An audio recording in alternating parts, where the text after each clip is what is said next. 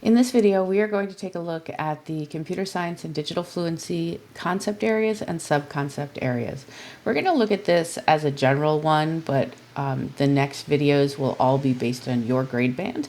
But we want to start off by just going over it in general. So I'm back on the NYSED standards and instructions page for the computer science and digital fluency standards.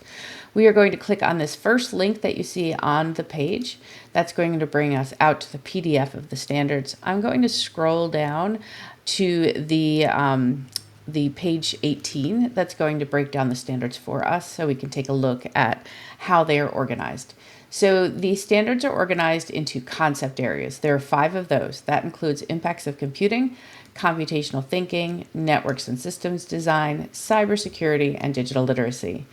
Beyond that, each of these concept areas are broken down into sub-concept areas. So for impacts of computing, we have 4 sub-concept areas that have 7 standards. So there are 2 standards for society and inside of impacts of computing, there are 3 standards for ethics and 1 each for accessibility and career paths.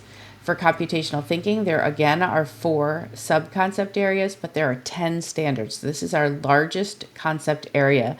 When you think about computer science, that makes a lot of sense, right? It's going to have the largest area to talk about computational thinking. The first sub-concept area is modeling and simulation. There's 1. For data analysis and visualization, there's 2. For abstraction and decomposition, there's also 2. And then the largest area is algorithms and programming. For the younger grades, this really focuses in on the problem solving, following patterns, step-by-step directions, those sort of things. So things you typically do in a classroom already.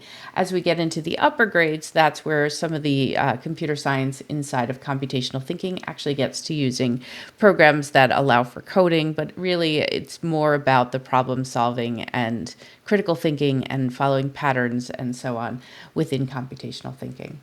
The next concept area is networks and systems design. This is broken into 2 sub-concept areas. There are 5 standards, 3 for hardware and software, and 2 for networks and the internet.